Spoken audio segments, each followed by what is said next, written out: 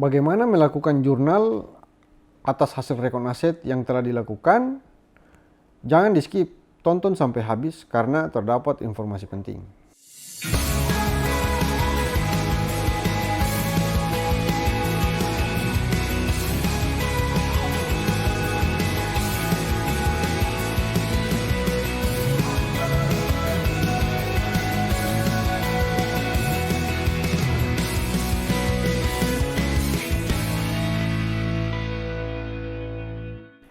Assalamualaikum warahmatullahi wabarakatuh.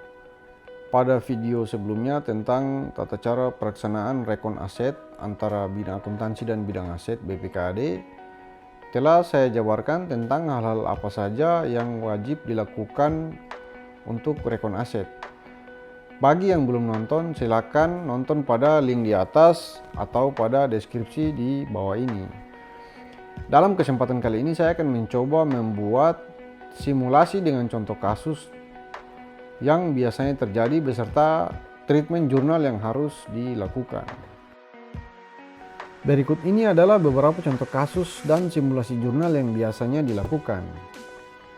Yang pertama, tanggal 17 Oktober terjadi realisasi SP2D LS dengan nomor 1317 untuk keperluan belanja modal pengadaan peralatan kantor berupa alat kantor lainnya pada Dinas Lingkungan Hidup dan Kebersihan sebesar 30 juta. Setelah dilakukan rekon aset, ditemukan bahwa rincian kontrak terdapat beberapa jenis belanja yang tidak memenuhi kategori aset atau masuk dalam kategori belanja bahan pakai habis sebesar 4.300.000. Dari kasus tersebut, maka jurnal yang harus digunakan untuk melakukan koreksi ialah beban persediaan peralatan kebersihan dan bahan pembersih di debit dan alat kantor lainnya di kredit masing-masing sebesar 4.300.000. Kasus yang kedua, tanggal 19 Oktober terdapat realisasi SP2D nomor 1615 pada Dinas Pendidikan untuk keperluan pembayaran retensi 5% pada belanja modal pengadaan gedung tempat pendidikan sebesar 30 juta dari nilai kontrak sebesar 600 juta. Dari hasil rekon aset yang dilakukan, ditemukan bahwa terdapat komponen aset peralatan komputer dan alat peraga sekolah pada masing-masing sebesar 17.500.000 dan 24.600.000. Dari kejadian tersebut, jurnal yang harus dilakukan ialah kita melakukan reklas antar jenis akun dari gedung bangunan, tempat pendidikan ke peralatan dan mesin, sehingga jurnal yang muncul ialah komputer di debit sebesar 17.500.000, alat peraga sekolah di debit sebesar 24.600.000 dan bangunan gedung tempat pendidikan di kredit sebesar 24.100.000. Kasus yang ketiga, pada tanggal 7 November terdapat realisasi SP2D LS nomor 1813 pada Dinas Kesehatan untuk pembayaran belanja modal pengadaan alat kedokteran umum sebesar 300 juta. Dari hasil rekon aset yang dilakukan, ditemukan bahwa terdapat komponen aset lancar berupa persediaan alkes sebesar 81 juta. Dari kejadian tersebut, maka jurnal yang harus dilakukan ialah kita melakukan reklasifikasi antar rekening di mana terdapat pemindahan dari kode rekening alat kedokteran umum ke persediaan alkes dengan jurnal persediaan alkes di debit sebesar 81 juta dan alat kedokteran umum di kredit sebesar 81 juta. Kasus yang keempat, dari hasil inventarisasi yang telah selesai dilakukan, maka Kepala Daerah mengeluarkan surat keputusan tentang penetapan hasil inventarisasi barang milik daerah tahun berkenaan yang isinya terdapat barang yang rusak berat dan dikuasai oleh pihak ketiga yang antara lain: yang pertama, kendaraan roda 2 sebesar 36 juta, yang kedua, mebel R sebesar 216 juta, yang ketiga, personal komputer sebesar 418 juta, dan aset tetap berupa tanah yang digunakan oleh sekolah swasta sebesar 246 juta, dan yang terakhir, aset tetap berupa gedung yang digunakan oleh sekolah swasta sebesar 1.230 juta. Selain rincian tersebut, terdapat juga aset tetap peralatan berupa kendaraan bermotor yang hilang sebesar 33 juta. Majelis TPTGR mengeluarkan surat keterangan tanggung jawab mutlak atau SKTJM kepada oknum ASN pengguna barang yang lalai sehingga dikenakan tuntutan ganti rugi. Dari rangkaian kasus tersebut, maka treatment jurnal yang harus dilakukan ialah melakukan reklas dari aset tetap yang dilakukan hasil inventarisasi atau aset tetap hasil inventarisasi ke aset lain-lain dan melakukan tuntutan ganti rugi atas kendaraan yang hilang. Maka jurnal yang dipakai ialah aset lain-lain di debit dan rincian aset tetap yang hasil inventarisasi di kredit dengan rincian sebagai berikut. Aset lain-lain di debit sebesar 2.146 juta.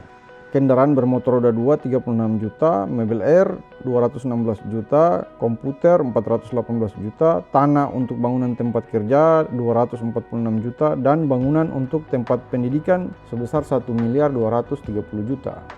Jurnal ini ialah jurnal untuk proses reklasifikasi dari aset tetap ke aset lain-lain dari hasil inventarisasi yang telah selesai dilakukan.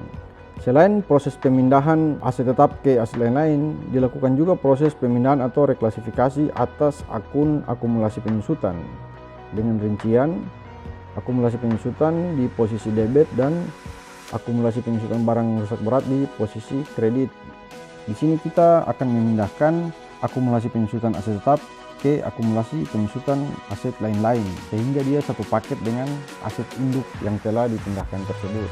Untuk yang berikutnya, atas kendaraan bermotor yang tidak diketahui keberadaannya, maka berdasarkan surat keterangan tanggung jawab mutlak yang telah ditetapkan oleh Majelis Tuntutan Ganti Rugi, maka dilakukan jurnal reklasifikasi dari aset tetap ke bagian lancar TGR dengan rincian bagian lancar TGR di debit dan di kredit aset tetap kendaraan bermotor roda 2 masing-masing sebesar 33 juta.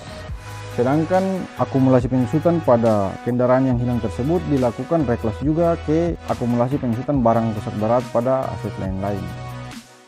Kasus yang kelima, pada tanggal 14 April, Kepala Daerah mengeluarkan Peraturan Kepala Daerah tentang pedoman dan tata cara hibah dan penghapusan barang milik daerah.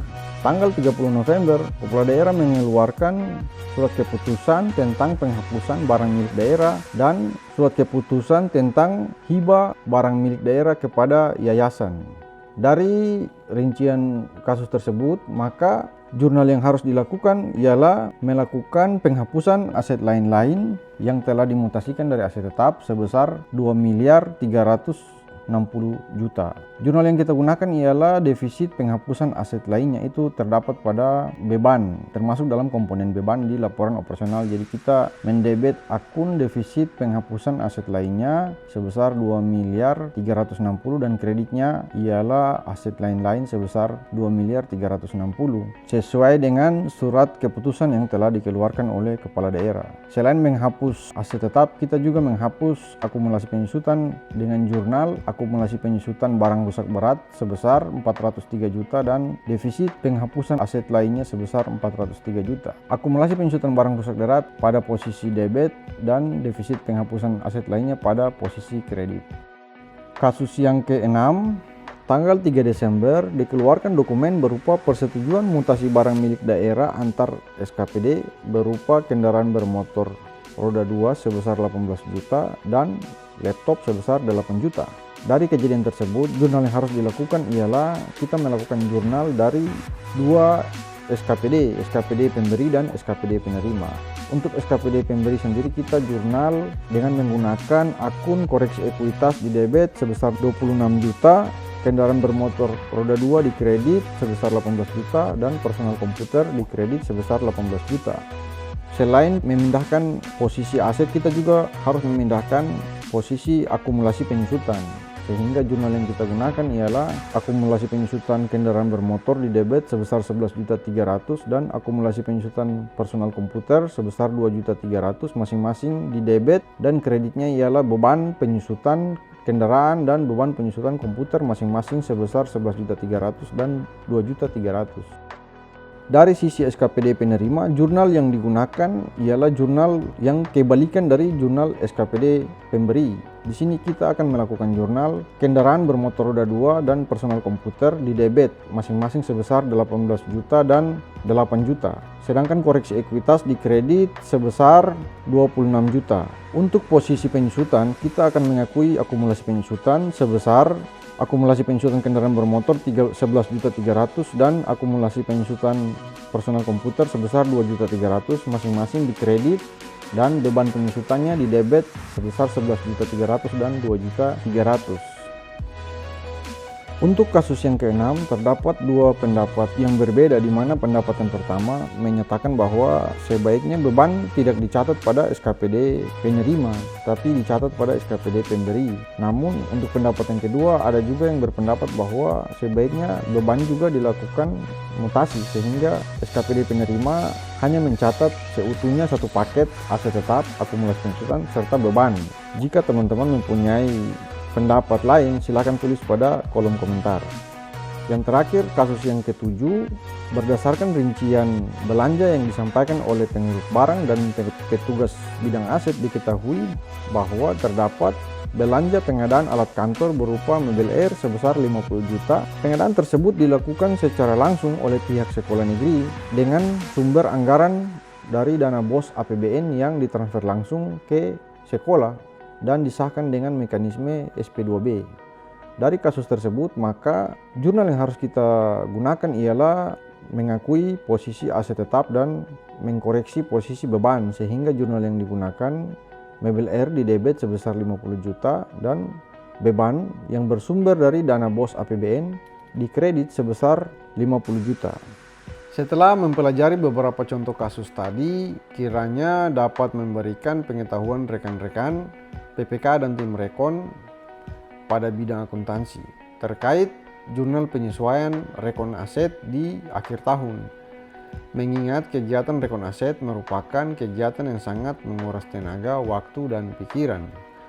Semoga video ini bisa memberikan manfaat, dan jika rekan-rekan ingin berdiskusi terkait dengan masalah jurnal, silakan tulis pada kolom komentar. Yang terakhir, jangan lupa like dan subscribe untuk membantu kami dalam membangun channel ini.